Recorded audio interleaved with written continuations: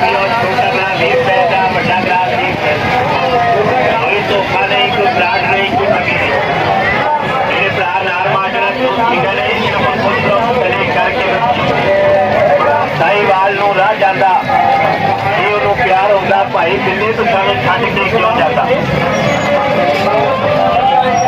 ਸਾਡਾ ਡਾਰ ਪੀਓ ਦਿਲ ਬਾਹਰ ਪੀਓ ਨਾਲ ਮਾਜਰਾ ਜੂਸ ਪੀਓ ਛੋਟਾ ਗਲਾ 20 ਰੁਪਏ ਦਾ ਵੱਡਾ ਗਲਾ 30 ਰੁਪਏ ਦਾ पता नहीं लगता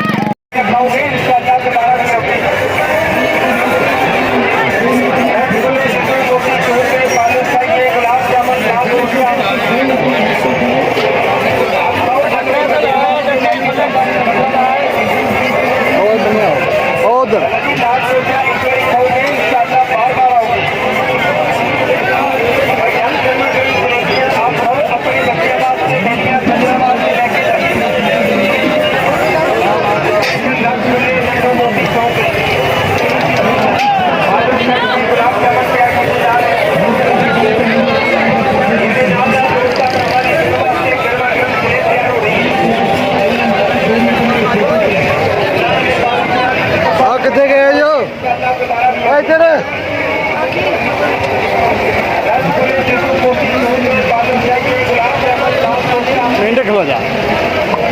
यार वीडियो बना लेंगे जरा इधर आ जाओ ना यार साइड से जो